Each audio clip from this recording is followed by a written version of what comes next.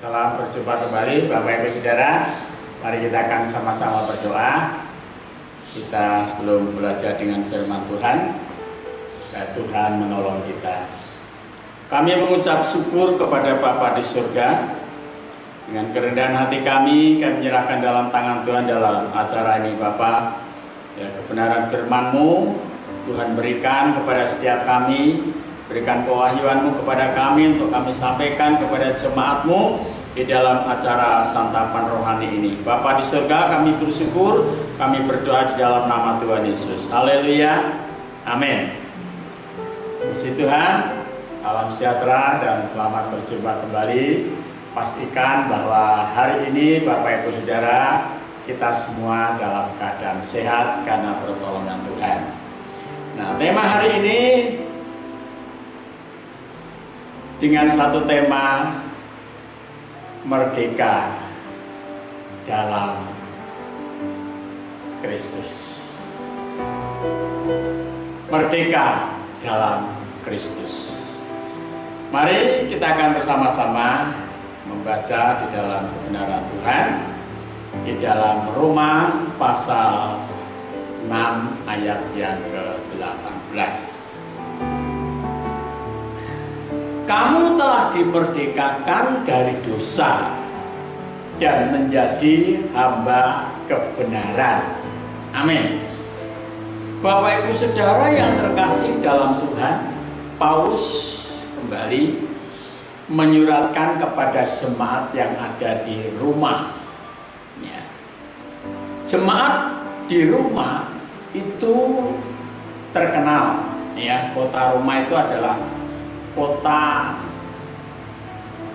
menjadi satu kota metropolitan, ibu kota pemerintahan Roma, ya, di mana pusat pemerintahan Roma itu sangat berkuasa.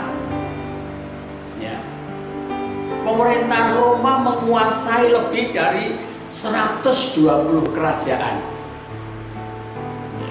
Dan tidak ada satupun orang yang akan terlepas dari penjajahan Roma. Yang namanya hidup dalam penjajahan itu sangat berat dan sangat menyakitkan. Kalau bapak-bapak yang dalam usia di atas 70 ya, itu mungkin sudah masih bisa mengalami sedikit mengingat. Tapi mungkin juga tidak ya. Bahkan mungkin sudah banyak para pendahulu-pendahulu kita yang sudah tidak ada yang mengalami yang namanya masa penjajahan. Sedangkan kami saja hanya mendengar berita, yaitu berita dari orang tua. Begitu menyakitkan hidup dalam penjajahan itu. Nah, Paulus menyuratkan, ya, terutama hidup di dalam penjajahan kuasa dosa. Sejak manusia jatuh di dalam dosa, itu ada di bawah kekuasaan dosa. Dan dosa itu ada dalam kendali iblis, dalam kendali setan, dalam kendali roh-roh di udara, penghulu-penghulu angkasa. Dan dosa itu menyatu di dalam keinginan manusia. Dan tidak ada satu orang pun yang bisa melepaskan dirinya dari kuasa dosa, dari kuasa perhambaan dosa. Tidak ada satu orang pun. Kenapa? Karena semua orang telah berbuat dosa dan telah kehilangan kemuliaan Allah. Manusia sama-sama manusia berdosa. Bagaimana orang bisa memerdekakan orang dari dosa? Bapak Ibu Saudara, mari kita akan belajar bersama-sama hari ini. Alkitab mengatakan dengan jelas, Bapak Ibu Saudara, ya, ayat yang ke-20 berkata demikian. Sebab pada waktu kamu hamba dosa, kamu bebas dari kebenaran. Dan buah apa yang kamu petik daripadanya, Semuanya itu menyebabkan kamu merasa malu sekarang. Karena kesudahannya semuanya itu ialah apa? Kematian. Semua orang tahu bahwa ketika orang melanggar sebuah hukum, melanggar suatu aturan, itu dosa. Tapi siapa orangnya yang bisa melepaskan dirinya dari kuasa dosa? Kadang-kala kita menghakimi orang itu, kamu berdosa, kamu berzina, kamu mencuri, kamu menipu dan sebagainya.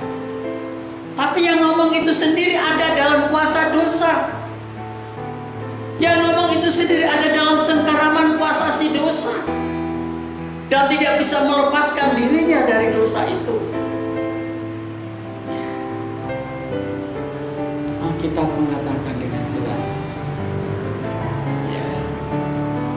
sadar bahwa kita sering melakukan dosa dan itu mengakibatkan merasa malu. Tapi malu tinggal malu. Ya, hari ini malu, besok malunya hilang, nggak membuat lagi. Hari ini ketahuan bahwa kita berbuat dosa, ketahuan merasa malu, menyesal, besok berbuat dosa lagi. Kenapa? Karena tidak ada satu kekuatan untuk melepaskan dirinya dari kuasa dosa. Tapi darah Yesus sanggup melepaskan kita dari kuasa dosa. Saudara, ya. Selanjutnya.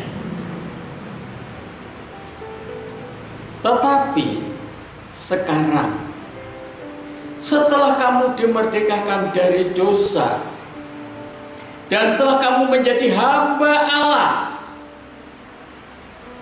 kamu beroleh buah yang membawa kepada pengudusan, yang membawa kamu kepada pengudusan, dan sebagai kesudahannya ialah hidup yang kekal. Sebab upah dosa ialah maut, tetapi kasih karunia Allah, apa Bapak Ibu Saudara, ialah hidup yang kekal di dalam Kristus Yesus Tuhan kita. Kasih karunia Allah itu diberikan kepada setiap orang, kepada siapa saja yang mau. Tetapi berapa yang bisa menerima kasih karunia? Berapa yang mau menerima kasih karunia? Karena kasih karunia itu oleh Yesus Kristus. Berapa banyak orang yang bisa menerima Yesus sebagai Tuhan dan Juru Selamatnya? Gak banyak, saudara. Orang Kristen saja belum tentu mereka sudah Kristen sekalipun, belum tentu dia mau menerima Yesus sebagai Tuhan dan Juru Selamatnya. Saudara, kasih karunia itu hidup kekal oleh Yesus Kristus. Hanya satu kuncinya. Dengan rela merendahkan diri, rela merendahkan hati untuk menerima Yesus sebagai Tuhan dan Juru Selamatnya, maka kasih karunia hidup kekal itu diberikan dengan cuma-cuma, tanpa saudara melakukan apapun. Dengan catatan, kalau saudara hari ini saudara menerima kasih karunia, saudara mati, saudara nggak usah berbuat apa-apa, saudara selamat. Tapi kalau saudara masih ada kesempatan untuk berbuat sesuatu yang memuliakan Tuhan, mari kita akan buka ayatnya. Ya, Roma pasal 6 ayat 13 dikatakan, dan janganlah kamu menyerahkan anggota-anggota tubuhmu kepada dosa untuk dipakai sebagai senjata-senjata kelaliman, tetapi serahkanlah dirimu kepada Allah sebagai orang-orang yang dahulu mati, tetapi yang sekarang hidup, dan serahkanlah anggota-anggota tubuhmu kepada Allah untuk menjadi senjata-senjata kebenaran. Wow, luar biasa. Tuhan rindu ketika saudara dan saya menerima Yesus sebagai Tuhan dan Juru Selamatnya. Begitu Yesus masuk dalam hati saudara, saudara mati dipanggil Tuhan, saudara selamat. Dosa saudara dihapus, diampuni oleh darah Yesus.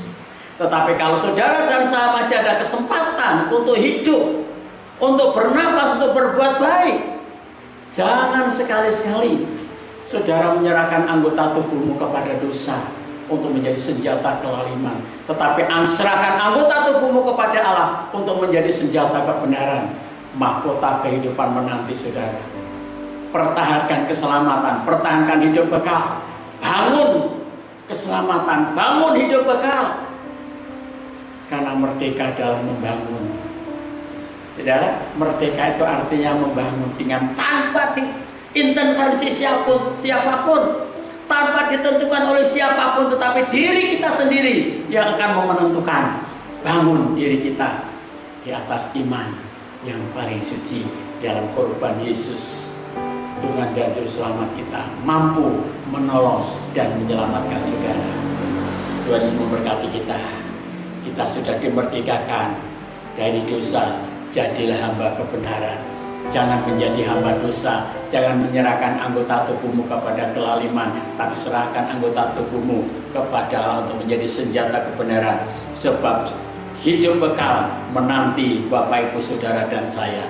Mari kita berdoa bersama-sama. Segala puji hormat dan syukur kami naikkan ke hadapan Tuhan. Kami mengucap syukur.